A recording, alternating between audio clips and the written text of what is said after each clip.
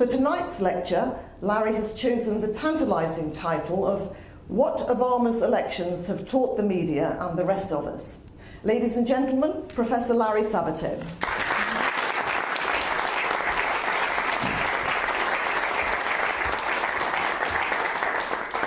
Fran, thank you so much, and it's such a great honor to be with all of you tonight and addressing this impressive gathering. I can't help but note that you've invited me over on the 4th of July, American Independence Day. I interpret this as a sign that all is forgiven.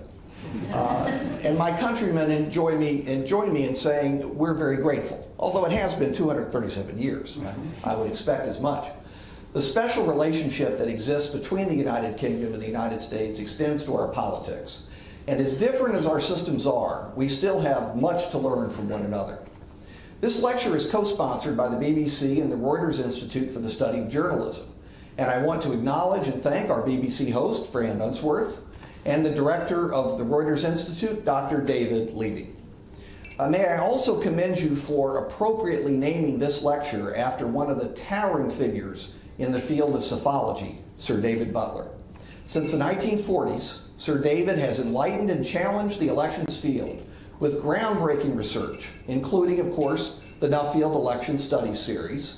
He's designed creative innovations such as the famous swingometer, and he has helped the news media and the citizenry in many countries intelligently interpret election results, including the United States. David, it's a great honor to be with you and to celebrate your magnificent career. In democratic societies, the simple act of voting must be matched by an understanding of election results. And no one's done more to give powerful meaning to raw numbers than David Butler. I will try to use his career as a guideline tonight. It's often said that we can foresee the small future clearly, but the big future poorly. In the field of elections, that means we can precisely predict the offices to be filled, the dates of the elections, at least in the United States, and the accepted rules of the game. But we never perceive the next big thing, the next trend that will change the face of politics, the next politician who will rewrite the rules. I'm currently finishing up a 5-year book project for Bloomsbury Press. My publisher is here with me and wants you to be aware that there are great bookstores everywhere.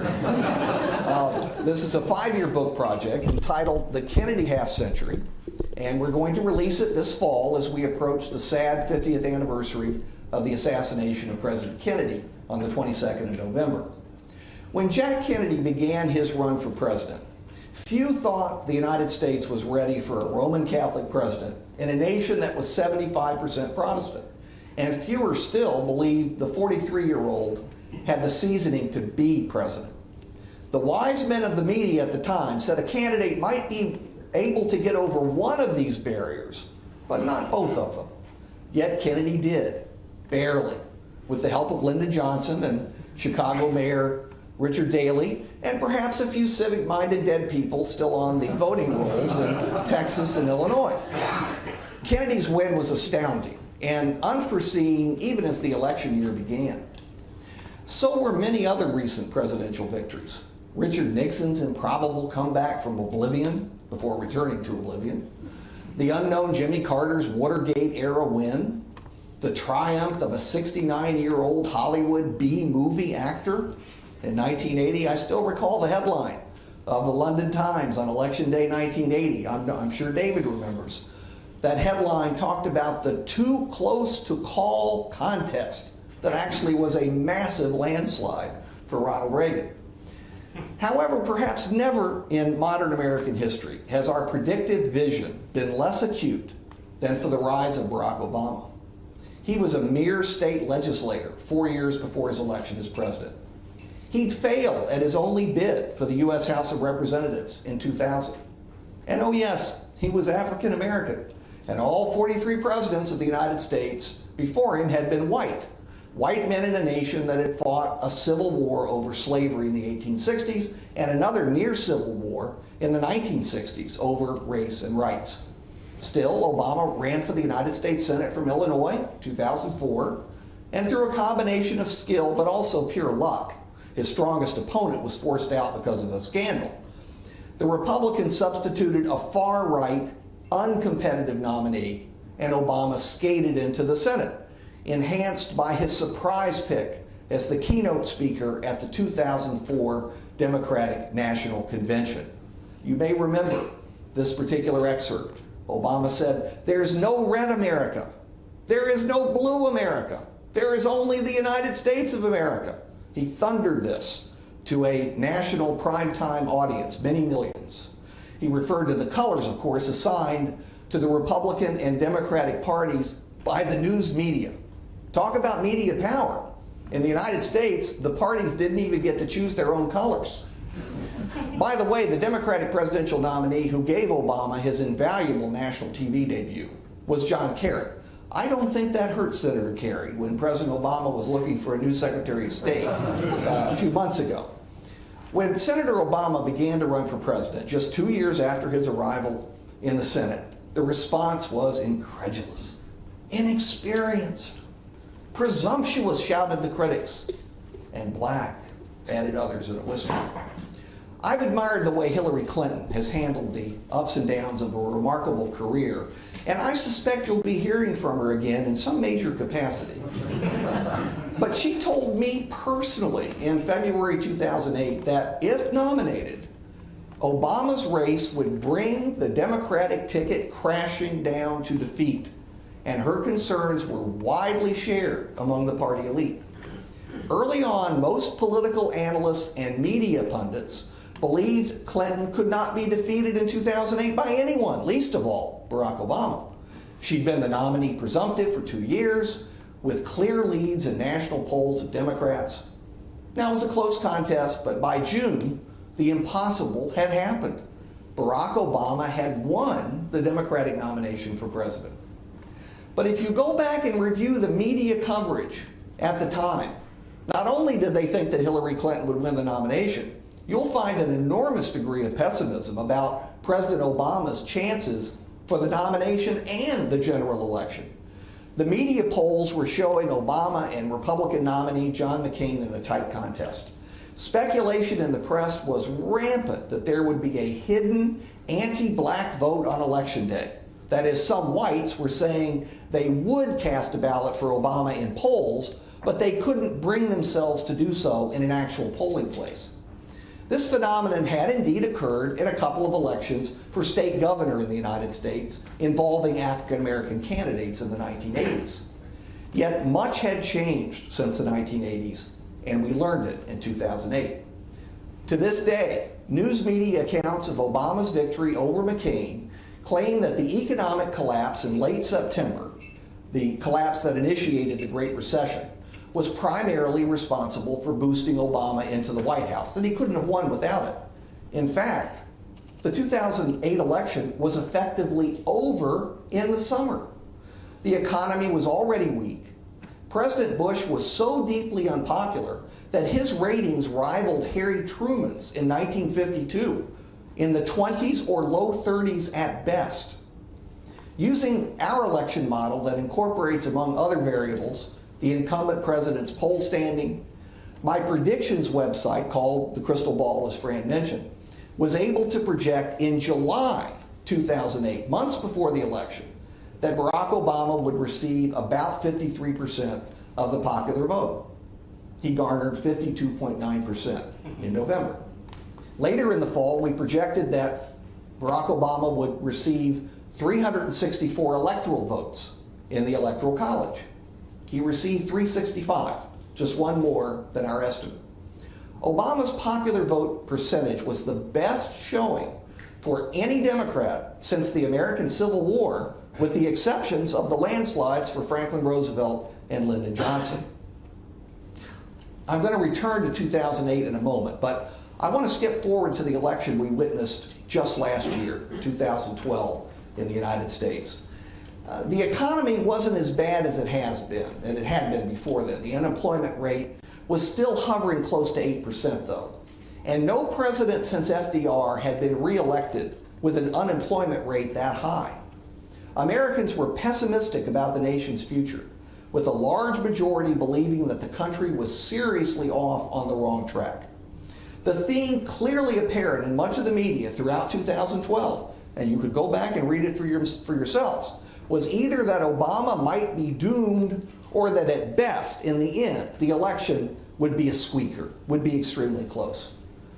Not only was Barack Obama not doomed, he won by 5 million votes, 4 full percentage points, and a large electoral college tally that saw only 2 states switch from 2008, Indiana and North Carolina. We spent $7 billion on the election to switch 2 states. $7 billion. Of course, we spend that much on Halloween in the United States. In the age of Twitter and blogs and personnel cutbacks and a dozen deadlines every day, every single thing that happens publicly gets reported in some detail. But we drown in the details. It's almost as though everything is the single most important thing that has ever happened until it's replaced by the newest most important thing.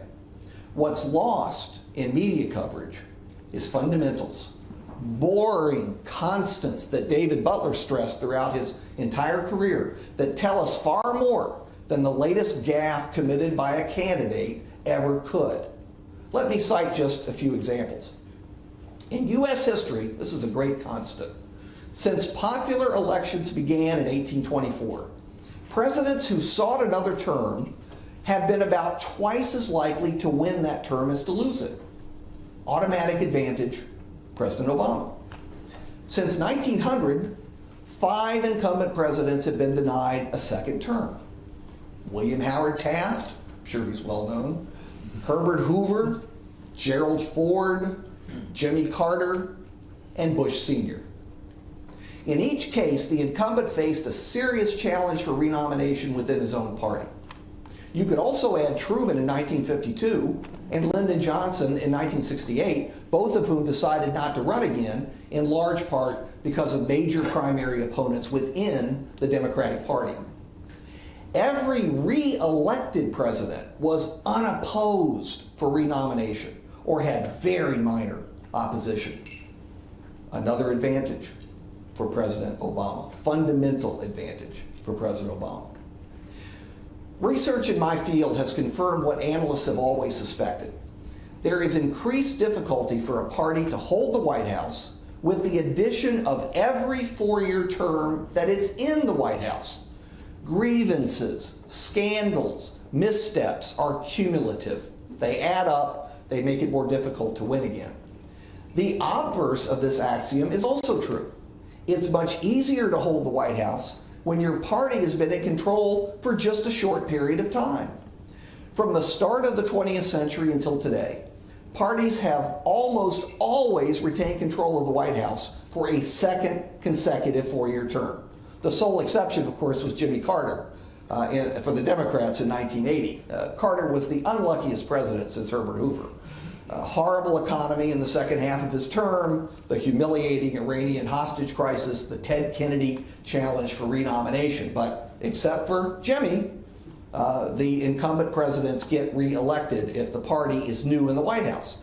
In 2012, President Obama and the Democrats had held the White House for just 4 years. The memories of President Bush were very fresh. The Iraq War, Hurricane Katrina, the economic collapse, all of these things were in the public's mind.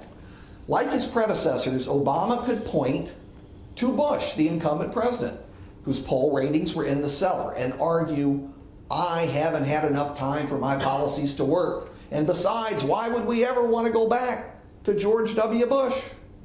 Fundamental advantage, President Obama. You see how the fundamental constants are adding up in his favor.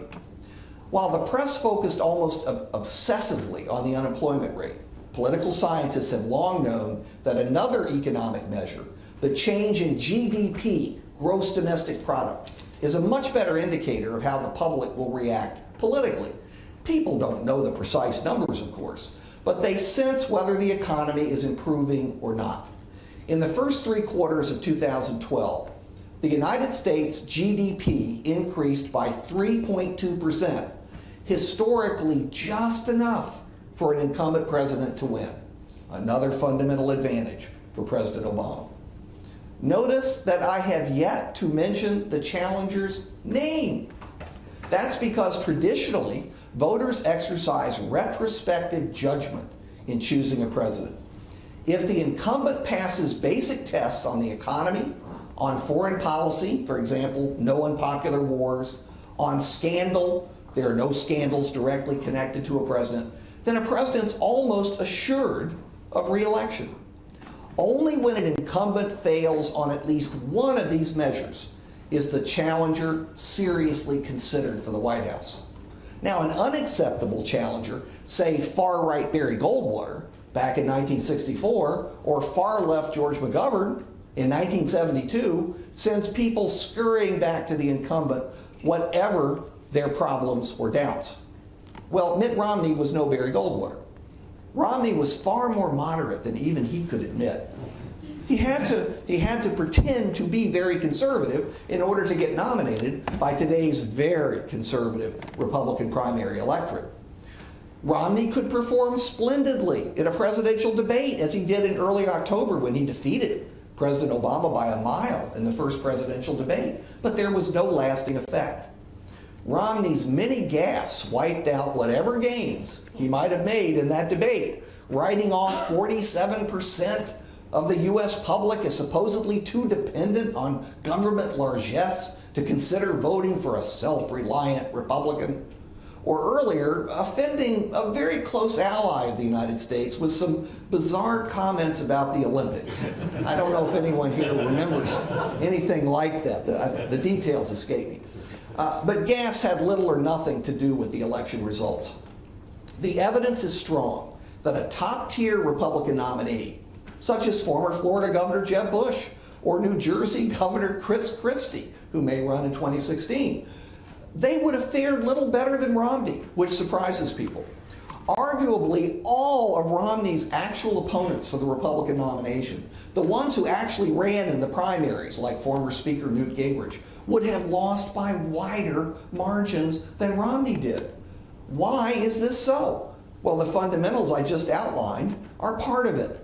And as I've noted, those fundamentals receive very little attention from a media obsessed with each day's insignificant events. Overall, though, I think two massive political and social elements, developments, explain what is happening in American politics. And it's important for everybody to focus on these two fundamentals. First, America is polarized into two warring party camps in a way that's actually unusual in recent decades. We haven't been this far apart in a long time. Our current parties are coalitions of groups. That hasn't changed. But ideologically, the American political parties have been purified on both sides. From Franklin Roosevelt until Bill Clinton, both the Republican Party and the Democratic Party contained a fair number of ideological apostates. Liberal Northern Republicans and conservative Southern Democrats were relatively common. This encouraged bipartisanship in both houses of Congress and in many state legislatures. Big legislation, major new programs required backing from both sides to pass, unlike, for example, Obamacare, which was passed on the votes almost entirely of Democrats. For example, back in the 1960s, civil rights bills and the establishment of health care for the elderly, called Medicare, received many votes from both parties. Remarkably, because of the prevalence of conservative Southern Democrats in those days, a larger proportion of Republicans than Democrats in Congress backed civil rights. That always shocks people. The Democratic Party was the party opposed to civil rights. Republicans were in favor. Today, virtually without exception, Democrats in Congress are liberal, Republicans in Congress are conservative. One recent study, amazingly, has shown that the most conservative Democrat currently serving in Congress is more liberal than the most liberal Republican in Congress.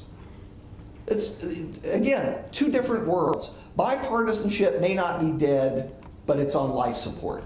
In ideological terms, Republicans are from Mars and Democrats are from Venus. I'm sure you have nothing like this in the United Kingdom.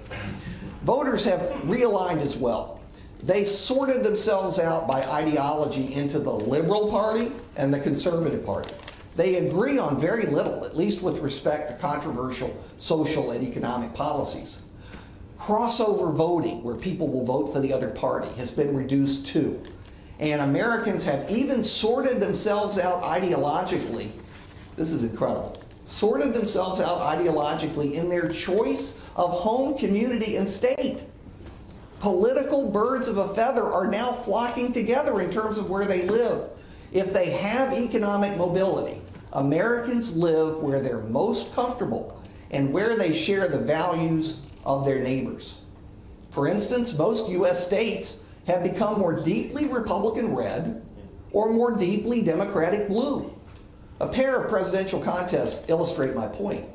Back in 1976, Democrat Jimmy Carter defeated Republican Gerald Ford by a very modest majority. But the election was competitive throughout most of the country. 20 of the 50 states, 20 states, were decided by less than 5% of the vote. In 2012, Barack Obama also defeated Mitt Romney by a modest majority, but only 4 states, not 20, 4 states were decided by less than 5% of the votes. A majority of the states, 27 of the 50 states, went for Obama or Romney by massive landslides of 15% or more. It's just really remarkable in so many ways. So much for there being no red America and no blue America, as Obama once declared. There's a redder America and a bluer America. That's what I see when I look at the map. Now, what about those independents the media talk about endlessly who don't identify with either party? If you read the American press and some of the polls they take, you'd think that a quarter to a third or more of the American voters fall into this independent category. That's, according to the media, an enormous swing group that can go either way and picks all the winners of all the elections. It makes for great, exciting headlines, and it is totally phony. Totally phony. A tall stack of research shows that true independents are tiny in number, at most 5 to 8% of the electorate, and many of them are disengaged and don't vote at all.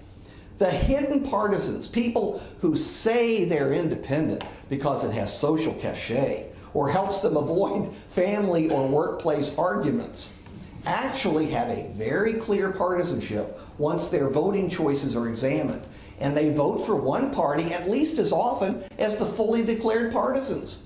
Thus, much of the media drama about the undecided vote is invented. Invented. Another trend complements polarization. It's even more powerful than polarization. It's the changing composition of the American electorate, something that you're seeing in Britain as well. Demography is destiny, increasingly so, and it's helping the Democrats and terrifying the Republicans, and perhaps, underline perhaps 10 times, spurring the Republican Party to make long overdue shifts. Bluntly put, much of the voting in America today is directly related to race and gender. Democrats now regularly win the votes of about 80% of all minority voters: African Americans, Hispanics, Asian Americans, other minority groups, 80%. Republicans, on the other hand, win up to 60% of the votes of whites. That white support was enough for the Republican nominee for president to win 3 landslides in the 1980s. Mitt Romney, people don't believe this, but it's true. Mitt Romney ran as strongly as Ronald Reagan and George Bush Sr. among whites. Reagan and Bush won landslides. Romney got 47% of the vote. That's because in the 1980s, whites were more than 85% of the national electorate. In 2012, whites were just 72% of those who voted for president. Meanwhile, The muscle of minorities is increasing by about 2% of the total vote every 4 years in the presidential cycle. I expect minorities to be close to 30% of the national vote for the next presidential election in 2016. By around 2044, all minorities taken together will be a majority of the U.S. population. And 2044 is just around the corner. I look forward to celebrating it with David. Even though it's going to take a while longer for minority groups to account for a majority of the actual electorate, the trend is unmistakable and irreversible. Either Republicans begin to win considerably more than their current 20% share of the minority vote, 20%, or they're going to be a permanent minority party. They're going to win the White House only when Democrats forfeit it temporarily because of a bad recession, an unpopular war, or a serious scandal. Instead of a two-party system, the United States could be developing a party-and-a-half system. Now, you might ask, couldn't Republicans just increase their share of the white vote? Wouldn't that work? It's highly unlikely. First, women are a majority of the white vote and a majority of the overall vote in every state. Nationally, they're about 53% of the total. Since 1980, without fail, they voted considerably more Democratic for president than have men, regardless of which party won the White House. This so-called gender gap is generated by many factors, primarily economics, but also women's views on war and peace, abortion and contraception, and other social issues. The Republican Party shows no sign of shifting positions near enough to change the gender equation, which is another problem for them. Second, the young, those between the ages of 18 and 30, have begun to identify strongly with the Democratic Party, mainly because of the party's positions on gay rights, on abortion, on climate change, and other similar topics. Obama won between 60% and 66% of the young in his two elections. Romney won narrowly only among white youth, and again, much smaller than his average overall with whites. But the white proportion of the youth vote is actually diminishing at a greater rate than the overall white population is dropping in the United States. Adding insult to injury for the Republicans, the available research suggests that once someone has voted for the same party in 3 consecutive elections, they're likely to retain that partisan preference for the rest of their lives. Republicans appear unwilling so far to jettison their conservative social policies, which will be essential if the Republicans are to win more of the youth vote. It's easy to see why they're hesitant to change those social policies. Mitt Romney, just like George Bush, just like John McCain, captured nearly 80% of the white Christian evangelical vote. The very people who would abandon the Republican Party if it suddenly became pro-choice on abortion or supportive of gay marriage. Republicans are also strongest among those 65 years of age and older. Generational replacement, though, and I love that euphemism, generational replacement reduces the value of an edge among older people with each passing year, for a reason I won't discuss. The future of politics, like everything else, really does belong to the young. Now, this can change if and when the economy tanks under a Democratic president. You never know. And Republicans can continue to win midterm elections as they did in 2010, and I suspect they may well do again in 2014. Why? Because voter turnout falls so precipitously, up to 1/3 in midterm elections.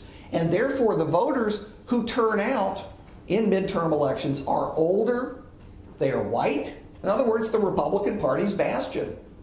But America is a presidentially oriented country. There's no substitute for holding the White House. It hasn't been just Republicans who missed the magnitude of these trends, I should stress. The news media have been wide of the mark in some cases as well. I think specifically of the Gallup polling group, which in 2012 had their worst year since 1948 when they elected President Thomas E. Dewey. Some pollsters got it right. The Reuters tracking poll was very close to the mark. But Gallup and almost all Republican pollsters got the election terribly wrong. When Gallup showed Romney leading Obama in mid-October by as much as 6%, the pollster came close to declaring the election over, noting that no one who was so far ahead at that point in an election campaign had ever lost the White House. Well, the inadequacies of old-style polling in the age of cell phones explains part of Gallup's miscall. But many in the media and the polling industry have been slow to grasp the fact that old models of the American electorate are changing quickly. One model that news organizations grasp is their own business model. And unfortunately, many of the changes in that model have reduced serious coverage and magnified the very worst in journalism. Severe cuts in resources and staffing have left journalists overworked and unable to devote attention to matters beyond the daily headlines. Investigative reporting has been slashed, and it shows. Reporters are too busy blogging and tweeting the day away to spend weeks piecing together the underlying story, and only a very small number of news organizations can afford the luxury of in-depth reporting. As the Pew Center has demonstrated, television news has shifted heavily to opinion and away from fact-based journalism and investigation. Opinion is very cheap to produce on television. After all, everybody's got an opinion. And there's an endless supply of party hacks, whatever the country. Much of that discussion, uninformed chatter, and obnoxious bloviating from partisan perspectives. Am I being too frank? The only useful pundit is analytical. The only useful pundit is research-oriented. The only useful pundit is fact-based. In other words, someone who has as his model Sir David Butler. David may even recall a popular American TV detective series called Dragnet, where Sergeant Friday, one of the stars, trying to ascertain the truth so he could share it with others, would rebuke a witness straying into opinion and away from objective observations with the phrase, "Just the facts, ma'am." That's what we need from the news media. That's what we need from pollsters at election time. That's what the voters should expect and demand from all of us who have a role in the elections process. Perhaps we'll get more facts and less opinion the next time around. Hope springs eternal. Thank you all very much.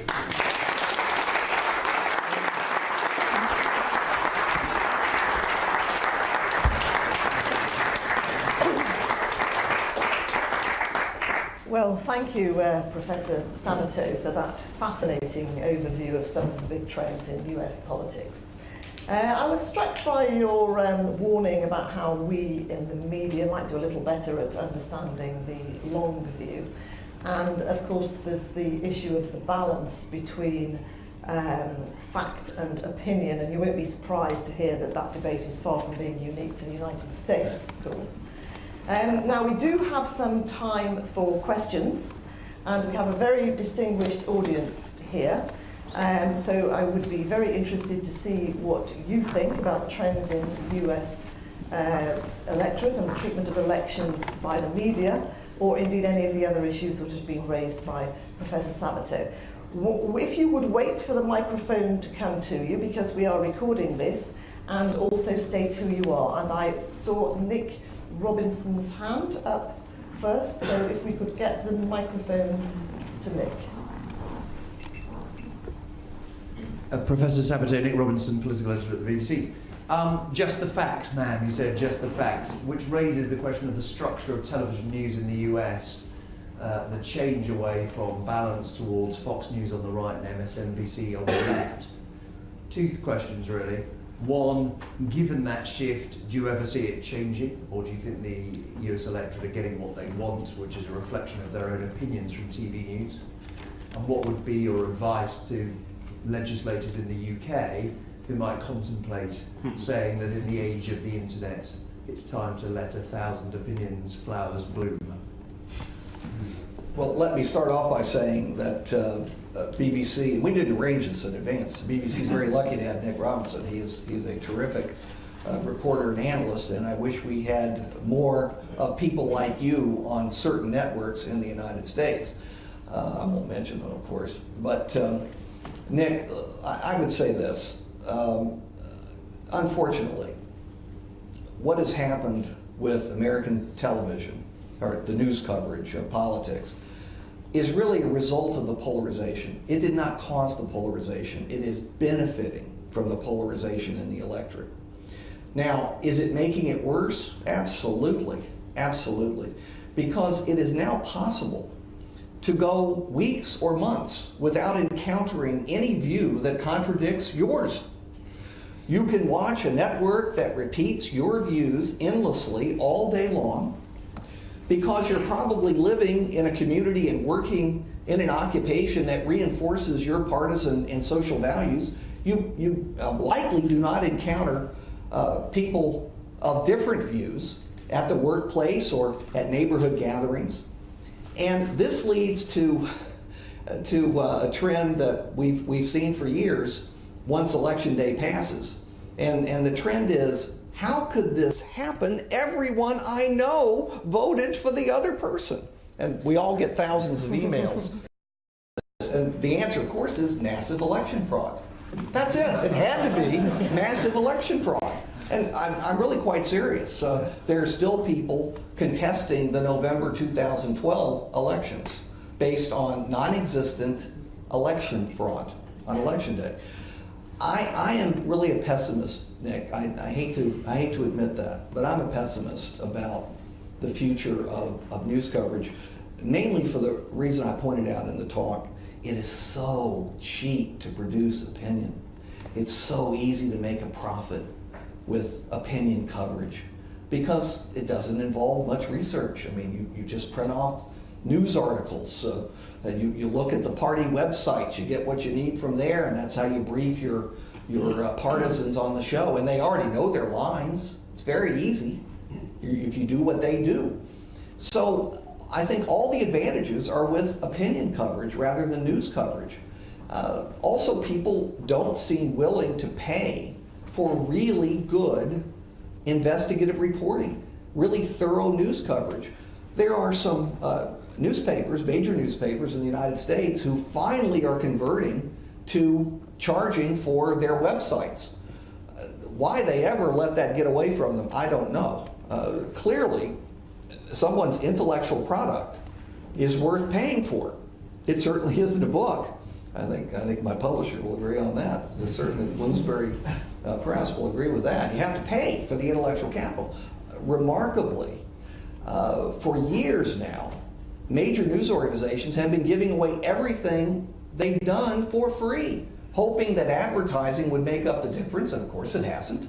There's no way to do it. So then they cut the staffs, and they close foreign bureaus, and they do all of the things that makes the news worth watching, and then they lose serious viewers and serious readers who recognize that what they used to follow the media for is no longer in the media, and you're left with a group of people who like what's being produced, who like to hear their own view spoken back to them on a daily basis. So I'm pessimistic. I do think certainly there's a group. I don't know how big it is. I don't know if it's enough to support multiple news organizations, but there's enough people to support at least a few who will cover the news the way it ought to be covered. We have another question over here, if we can get the microphone there. Hi. Damien Tambini, London School of Economics. I hesitate to point out, of course, that the BBC gives away everything for free, and for good reason. I wonder if we can kind of push you a little further in your analysis, because I'm just wondering if the media are not just are also a cause of the polarization. You know, the bad media coverage is not just a result. If I summarize your lecture, you say the media coverage is distorting, it makes things seem more polarized, exaggerates small differences, and focuses on the wrong stuff. And I'm just wondering if the reason for that is actually more profound. Isn't the reason that this is happening because media markets are more competitive than ever. It's necessary to present political news according to very polarised frames, exaggerate, contest, make things seem closer than they are. Aren't there a set of structural reasons that these deficits and problems in coverage emerge, to which organisations like the BBC, for example, are one important answer in this country at least? Of course, certainly those are elements to the problem. And I should note, I wasn't commenting on the BBC, I'm commenting on the American news corporations, or actually corporations that own the news companies. I don't think they necessarily have news values in some cases. But all that's true. I wouldn't dispute anything you suggested. In fact, I opened up by suggesting that the news coverage didn't cause the polarization. It is partly a product of the polarization, but it also feeds into it. It's an echo chamber, and people's views, partisan views, are reinforced by the fact that often they don't hear another side, or if they hear another side, it's devalued in the discussion on a particular channel or in a particular publication. So, look, everyone has a share of the blame. And I would add educators. Those of us who are in the field of politics have done a poor job in many respects in civic education. And that's especially true at the lower levels. My Center for Politics was founded on the principle that we needed to do more and better civic education in elementary and secondary schools so that we could prepare students for what they would face in the broader world eventually. So education's a critical part of this too, and maybe education will help the news media to cover the substance of politics more than the style and the glitz and the glamour. We have one over here, Professor Stephen Barnett, and then one over here afterwards. Thanks. Steve Barnett, University of Westminster. Thank you very much for a stirring and stimulating lecture. As a fellow Bloomsbury author, I share your concern about not giving away information for free. Having said that, those experiments that have started in terms of setting up paywalls and trying to get people to pay for online news do not appear to be going anywhere, with the exception possibly of the financial press like the Financial Times and maybe the Wall Street Journal. Wall Street Journal. Yeah, and the Wall Street Journal. So that sort of leads to my question, which is you concentrated in partly in response to Nick's question on the broadcast media. You'll be aware that we're in the middle of an interesting debate on press ethics, including their online manifestations. Whereas in America, the traditional journalistic ethic within newspapers has been a much greater separation between news and comment, fact and comment. So I wonder if I could put the question that you raised about the way in which journalism is going in terms of the quality and the approach of the American press, and whether you feel that too is being increasingly compromised, as you've said about broadcast news. Well, in some cases, I would have to say that the line separating editorial and news is still pretty stable and firm in most cases in the United States. Your press has always been different. Yes. So in the United States, I think that division remains to be true. Here's the fundamental problem. You mentioned that people won't pay for the information. Well, partly it's because they're now addicted to getting the information for free. And they just haven't thought, well, how do you support a large news staff to get the information for you? Don't you think they need money? And advertising alone doesn't do it.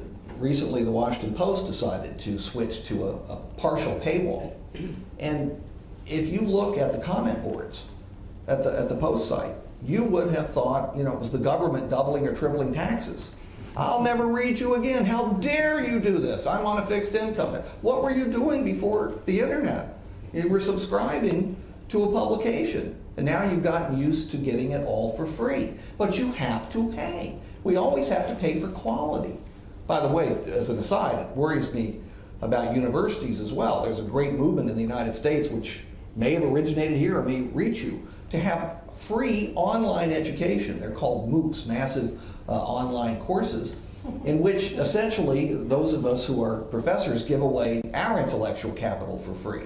And those of you who are journalists will, I think, be pleased to know that we're using your example to explain why we're not going to participate. So you've helped us, if nothing else. Can we take the microphone over here, Dame Pauline Neville-Jones? Thank you very much, Pauline Neville-Jones, House of Lords. The question I wanted to ask you was about the consequences of the trends you see on the functioning of American government. One hears the word dysfunctional used on this side of the Atlantic. I mean, traditionally, because of the crossover that one used to see, between the two parties and the sort of big middle, where the White House could rely on persuasion actually to get legislation through. I mean, what do you see as being the long-run effect of this degree of polarization in Congress on congressional White House relations? If you ask people, ask historians in the United States, which modern presidents were most effective legislatively, which ones had the magic? Almost everyone would say FDR and LBJ, Franklin Roosevelt and Lyndon Johnson. Let me just suggest that if Franklin Roosevelt came back to life, or Lyndon Johnson did, and were president today, he would get virtually nothing passed. Just precisely what's happening to President Obama. Because now we have partisan groups that are completely inflexible and unwilling to consider the other side. Why? Partly it's a factor of our districting system. You have problems with districting too. But our districts are constructed such that the only real threat to incumbent members of the House of Representatives is in a party primary. And your only threat in a party primary is if you're a Democrat from the left, if you're a Republican from the right. So you can't ever compromise, ever. In prior decades, we had a situation where both parties had liberal and conservative wings, and anything passed was as a result, almost anything passed was as a result of bipartisan compromise. It's gone. It's gone. That's another product of polarization. So I think that's the basic answer to your question. It's making it more difficult to get anything done unless you have a solid partisan majority in both houses. And in our United States Senate, it doesn't mean having a majority. It means having 60 reliable votes out of 100, a large majority. And because they're reliable votes, and these are politicians, it means you need about 70 senators to get 60 reliable votes. Good luck. Good luck with that one. Can we hear from Michael Cockrell? Michael Cockrell, political documentary maker. I thought that was a fantastic talk, and I wanted to ask you if you agree with the way I see the British political media, which I've studied for a long time, and many of the kind of déformation professionnelle that you were talking about, I seem to see when I watch the lobby journalists, they hunt as a pack. They're like dogs excited by their own barking, and they are always. Sorry, Nick. Nick He said the same thing at the cocktail hour. Nick is obviously an exception to this, but they're always they get together after a briefing or something like that and say, "What's the line?" And they're always afraid of being scooped by someone else. So if they know they're doing the same thing as everyone else, then that stops them having to investigate any further. Often when I see them, I'm reminded of that old saw. That the job of a journalist is to separate the wheat from the chaff and throw away the wheat. I wouldn't go that far. But I just wanted to ask you one other question. Yes. I wondered whether that chimes with any of your analysis, but also I thought you were so fluent and interesting and insightful. Have you ever thought of running for office yourself? Well, as to the second question, I'm sane, certifiably sane. So that ought to answer your question. Actually, let me say, I don't have the talents needed to win public office. For one thing, I have a tendency to be very blunt. That's why I'm an academic, and I'm very grateful for tenure. You don't have tenure as a politician, nor can you afford to be blunt, at least on all occasions. But as to your first point, I couldn't agree with you more. I wrote a book entitled Feeding Frenzy about the news media in 1991. like sharks in a feeding frenzy. And of course I was referring to the coverage of private lives by the media and some other controversies, but it's gone much further. I almost wish I could go back to the 1991 system that I criticized in the book, because now with the internet and all these blogs that have no editors and comment boards that can spread rumors to millions, the situation has become ever so much worse.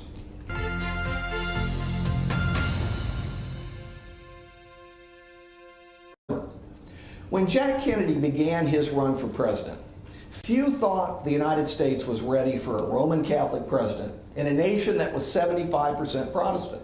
And fewer still believed the 43-year-old had the seasoning to be president.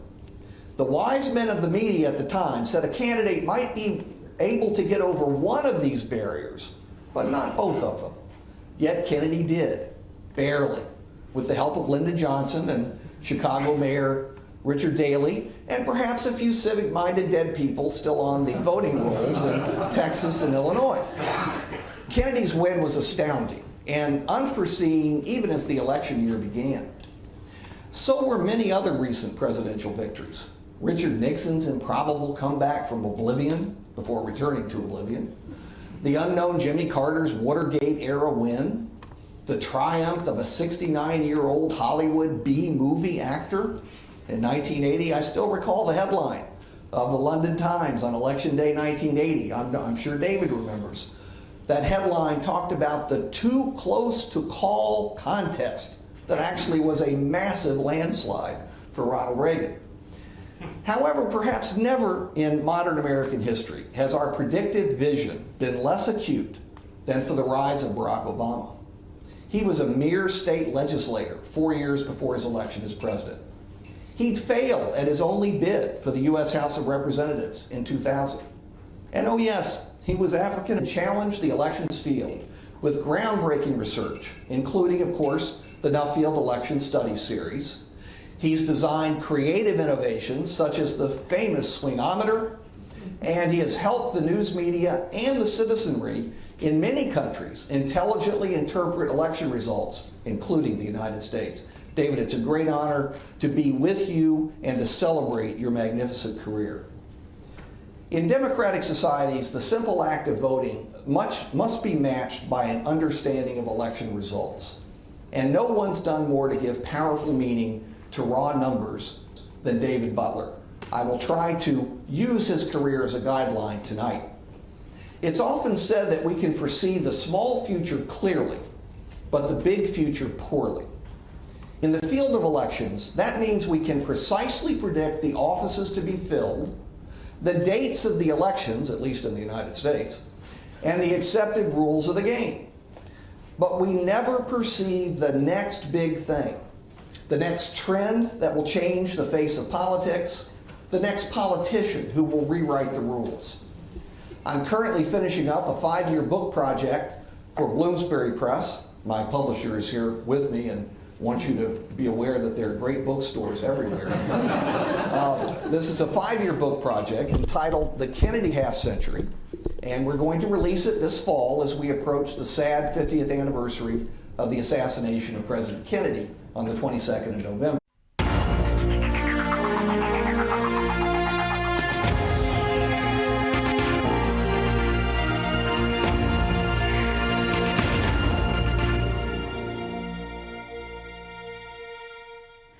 For tonight's lecture, Larry has chosen the tantalizing title of What Obama's Elections Have Taught the Media and the Rest of Us. Ladies and gentlemen, Professor Larry Sabato.